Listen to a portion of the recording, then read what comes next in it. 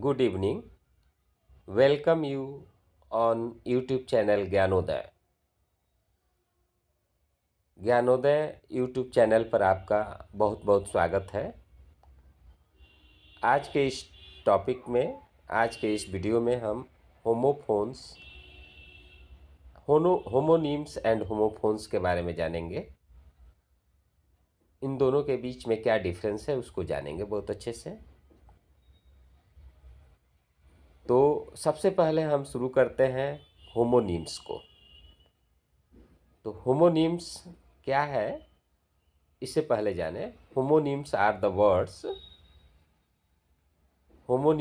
Words which have same spelling and pronunciation but the meanings are different। अर्थात होमोनीम्स ऐसे शब्द होते हैं जिनके वर्तनी और उच्चारण एक जैसे होते हैं परंतु उनके अर्थ अलग अलग होते हैं। एग्जाम्पल लेकर चले, यानी एक उदाहरण के द्वारा समझें। तो यहाँ एक शब्द लेते हैं बार्क। तो बार्क के दो मीनिंग होते हैं। किसी शब्द के एक से अधिक मीनिंग हो सकते हैं। यहाँ बार्क के दो मीनिंग को रखकर हम समझा रहे हैं आपको। Bark means the sound of dogs. The dog barks at night, इसका मतलब है कुत्ता रात को भौंकता है। तो बार्क मीन्स भौंकना, यानी कुत्ते का भौंकना। अब यहाँ दूसरे बार्क को लेकर देखते हैं। Bark means outer covering of a tree, अर्थात छिलका, पेड़ की छाल। He peeled the bark of that tree, उसने उस पेड़ के छिलके को छीला। यहाँ बार्क का मतलब होता है छिलका। तो यहाँ हम देख रहे हैं कि बार्क एक ही शब्द है, स्पेलिंग भी सेम है, उच्चारण भी सेम है। The spelling and pronunciation both are same but the meaning are different in different sense. दोनों अर्थ जो है शब्द एक ही है, यूज के आधार पर अलग अलग सेंटेंस में अर्थ अलग अलग हो गया है। तो इस तरह से बाक जो वर्ड है वह होमोनिम है। बाक और बाक जो सेम स्पेलिंग वाला वर्ड होगा वह होमोनिम्स हो जाएगा।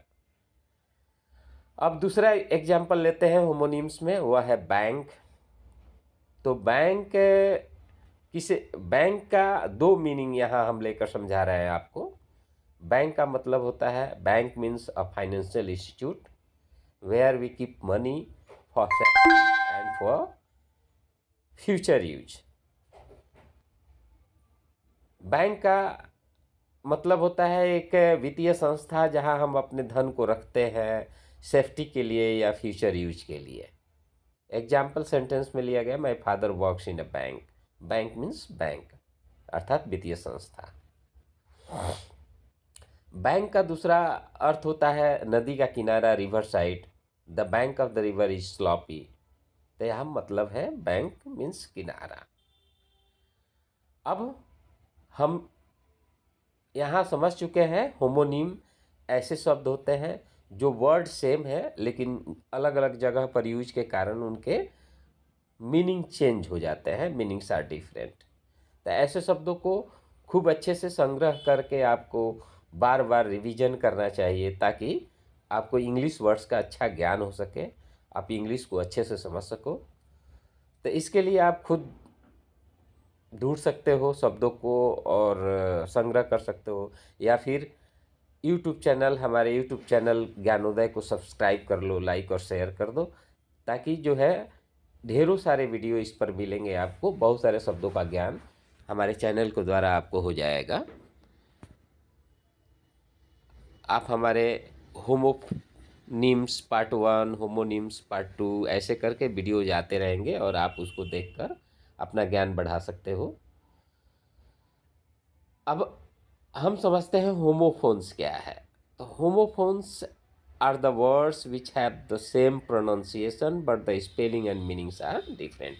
तो यहाँ होमोफोन्स जो है दो अलग अलग वर्ड्स होते हैं जिनके स्पेलिंग और मीनिंग्स डिफरेंट होते हैं, लेकिन but the pronunciation is the same, उच्चारण एक जैसा होता है।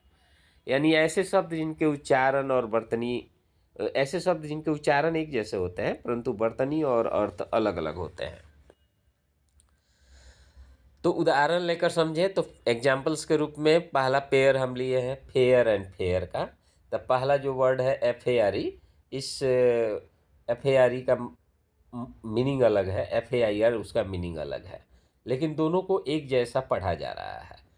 Fare means the money that we pay to travel by bus, taxi, train etcetera.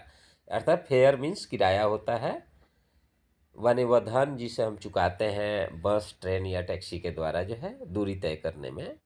Sentence में हम इसे समझे तो how much fare do we pay to go to New Delhi by train. हम ट्रेन के द्वारा न्यू दिल्ली जाने में कितना किराया चुकाते हैं, तो यहाँ फेयर का मतलब होता है किराया।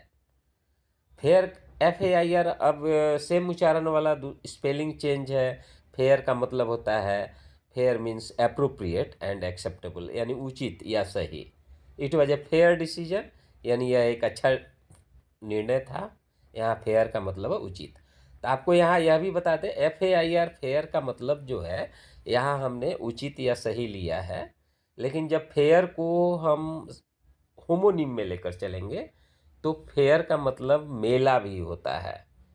मेला यानी फेयर स्पेलिंग सेम रहेगा और उच्चारण भी सेम है, अलग अलग सेंस में उसके अर्थ अलग हो गए, यानी होमोनिम में भी यह वर्ड जाता है। ठीक है।